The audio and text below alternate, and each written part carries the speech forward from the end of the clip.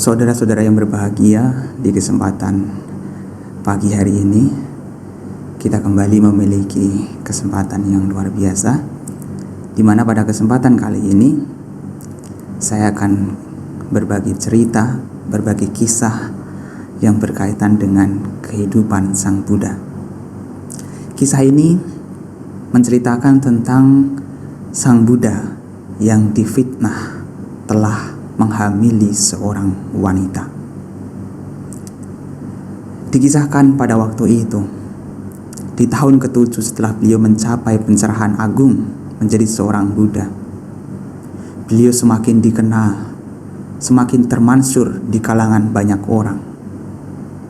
Orang-orang rakyat biasa, para pejabat, bahkan para raja besar sekalipun saling berdatangan silih berganti menemui Sang Buddha, memberikan penghormatan dan mendengarkan ajaran beliau.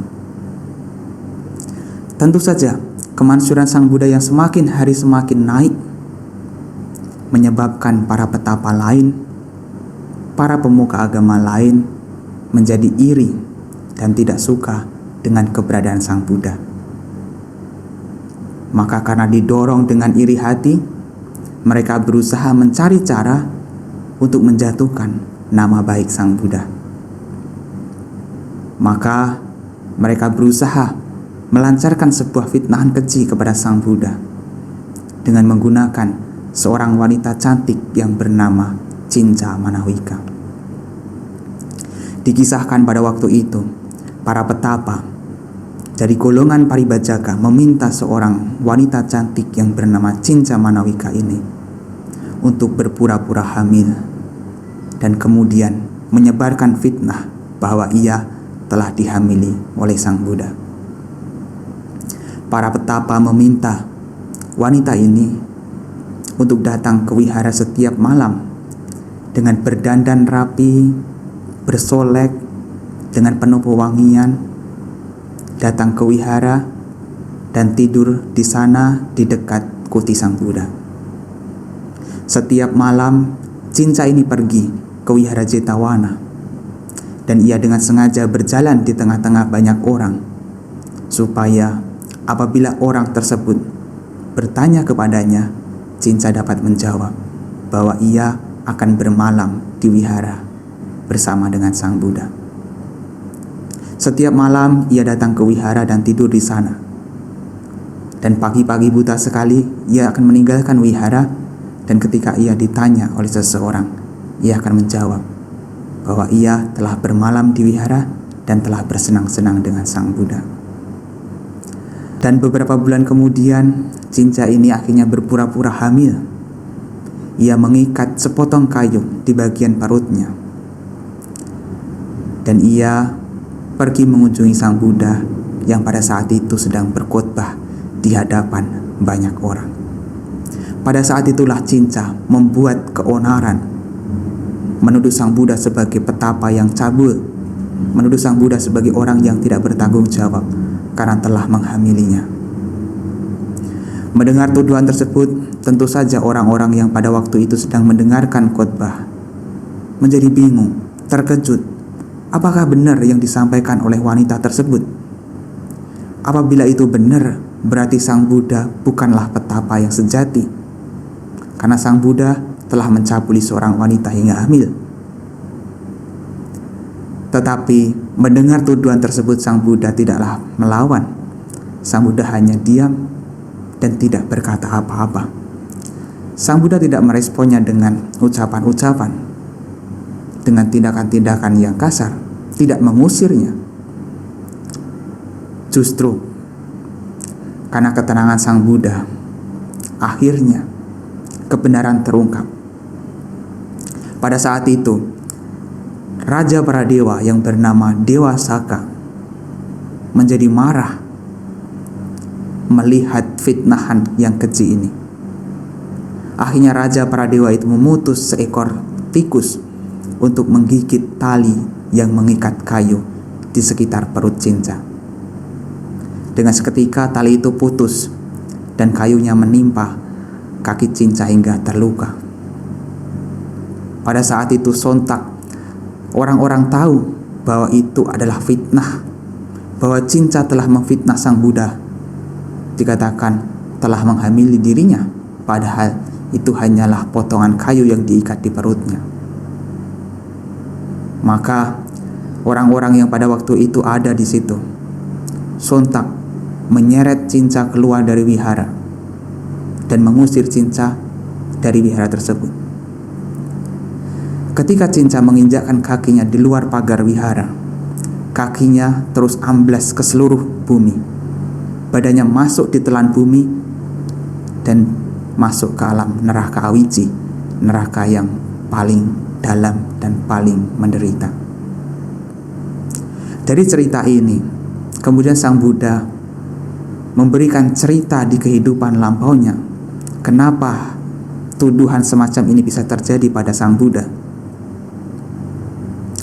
Sang Buddha mengatakan bahwa apa yang beliau terima saat ini itu juga karena karma beliau di masa lampau. Beliau menerangkan bahwa ini adalah karma buruknya ketika pada waktu itu, di kehidupan yang lampaunya, di banyak kehidupannya, beliau pernah mencaci seorang Paceka Buddha. Pada saat itu beliau memfitnah seorang Paceka Buddha. Makanya hal yang serupa beliau dapatkan, dan beliau juga difitnah telah mencabuli seorang wanita. Cerita ini tidak berhenti demikian. Ujaran-ujaran ketidaksukaan, fitnahan, celaan masih menerpa Sang Buddha. Karena banyak petapa yang lain belum terima akan kemansuran Sang Buddha yang semakin hari semakin terkenal. Maka para petapa yang lain ini berusaha mencari cara bagaimana caranya menjatuhkan Sang Buddha ini. Maka pada waktu itu fitnahan yang serupa datang dari seorang wanita yang bernama Sundari. Fitnahan ini didalangi atau dipelopori oleh para petapa yang merasa iri dengan Sang Buddha. Dikisahkan pada waktu itu, seorang wanita yang bernama Sundari, wanita yang cantik jelita, dibujuk oleh para petapa Paribajaka, memperlihatkan dirinya sedang pergi ke Jetawana, ke wihara di mana Sang Buddha tinggal. Sundari ini berdandan rapi, memakai wewangian, membawa buah-buahan serta barang yang lainnya menuju wihara di mana Sang Buddha tinggal. Kalau ada yang bertanya, "Kemana kamu pergi?" Sundari akan menjawab, "Saya akan menemui Sang Buddha dan bermalam di sana." Tetapi sebenarnya Sundari ini tidak sesungguhnya bermalam di sana. Sundari ini hanya lewat saja dan kemudian pergi dan bermalam di tempat yang lain. Di pagi-pagi buta sekali Sundari ini akan kembali datang ke wihara, dan ketika banyak orang melihat, Sundari akan keluar dari wihara, dan bila ditanya, ia telah tidur dan bersenang-senang di wihara. Setelah beberapa hari, akhirnya para petapa ini meminta para penjahat untuk membunuh Sundari ini. Setelah dibunuh, mayatnya disembunyikan di dekat wihara Jetawana. Mendengar bahwa Sundari telah dibunuh, para petapa Paribajaka ini seolah-olah membela Sundari, melaporkan tentang hilangnya Sundari. Mereka kemudian mencari Raja Pasenadi dan melaporkan hal ini, bahwa Sundari telah dibunuh. Akhirnya Raja mengutus beberapa petugas-petugasnya untuk mencari di mana Sundari ini berada. Akhirnya ditemukanlah bahwa mayat Sundari disembunyikan di sekitar kuti Sang Buddha atau di sekitar wihara Jetawana. Dengan menggotong mayat Sundari ini, para petapa yang seolah-olah peduli dengan Sundari mengelilingi kota, jalan-jalan, dan kemudian menyebarkan informasi bahwa Sundari telah dibunuh oleh biku-biku, oleh Sang Buddha. Maka sebagai akibatnya, orang-orang yang percaya dengan kata-kata para petapa ini, mereka menuduh Sang Buddha sebagai pembunuh. Akhirnya para biku pun yang biasanya pergi berpindah patah mengumpulkan dana makanan, sering mendapatkan hinaan, sering mendapatkan cacian oleh penduduk kota. Hal ini berlangsung selama 7 hari dan Sang Buddha hanya diam saja di kamar. Ketika pada waktu itu Bante Ananda memberikan sebuah saran kepada Sang Buddha, alangkah lebih baiknya kita meninggalkan kota ini.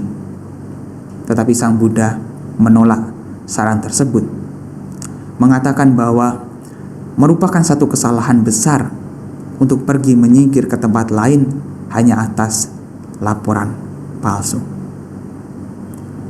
Sang Buddha dengan sangat yakin sekali bahwa hal ini akan berakhir setelah 7 hari.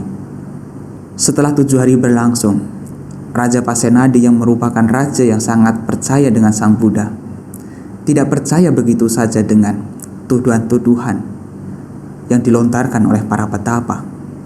Akhirnya Raja Pasenadi ini mencari cara, mencari tahu kebenaran yang sesungguhnya. Akhirnya raja ini mengutus para petugas-petugasnya untuk menyelidiki dengan cermat siapa sesungguhnya pembunuh Sundari ini, siapa dalang di balik pembunuhan ini. Suatu ketika di sebuah kedai arak, seorang penyelidik mendengar beberapa orang yang terlalu banyak minum, yang mabuk, saling bertengkar merebutkan bagian upah dari pembunuhan Sundari ini. Mereka akhirnya ditangkap dan dibawa menghadap Raja Pasenadi.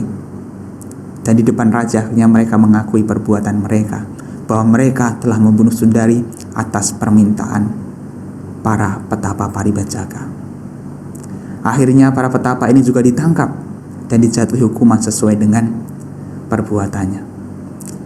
Kisah ini ketika ditanya bahwasannya kenapa Sang Buddha bisa mendapatkan tuduhan semacam ini, beliau kemudian menceritakan di kehidupan lampaunya bahwa hal ini juga berkaitan erat dengan karma buruknya di masa yang lampau. Ketika itu Sang Bodhisattva yang bernama Munali, yang terkenal sebagai orang yang berfoya-foya, pada suatu ketika ia melihat Surabi, seorang paceka Buddha yang sedang memakai jubahnya di sebelah luar tembok kota. Sedangkan di dekatnya berjalan seorang wanita cantik dengan sendau gurau. Munali ini mengeluarkan kata-kata, "Lihat petapa itu. Petapa itu tidak hidup selibat. Ia sebenarnya adalah seorang petapa yang cabul." Karena fitnahan tersebut, akhirnya Sang Buddha dalam kehidupan ini mendapatkan fitnahan dari Sundari. Cerita ini, para bapak dan ibu, saudara-saudara sekalian, mengandung pesan bahwa sebaik apapun kita, tetap saja ada orang yang tidak menyukai kita. Siapapun diri kita, pasti ada saja orang yang merasa iri dengan pencapaian kita, tidak suka dengan apa yang kita lakukan. Sekalipun kita berbuat kebaikan, tetap ada saja orang yang tidak menyukai keberadaan kita. Karena didorong oleh iri hati, didorong oleh ketidaksukaan ini, banyak orang akhirnya mengambil cara-cara salah untuk menjatuhkan orang yang tidak disukainya. Tetapi luar biasanya Sang Buddha, ketika cacian, ketika fitnahan, ketika tuduhan palsu tersebut dilontarkan, dengan ketenangan yang luar biasa Sang Buddha menyikapi itu semua. Sang Buddha tidak memberikan respon yang negatif, tidak menentang, tidak bersikap agresif, karena Sang Buddha tahu bahwa kebenaran pasti akan terungkap sesuai dengan waktunya. sebaik-baiknya seseorang menyimpan bangkai, lama-kelamaan bangkai tersebut akan mengeluarkan bau yang busuk. Demikian juga, sebaik-baiknya seseorang menyembunyikan keburukan, lama-kelamaan kebenaran akan terungkap.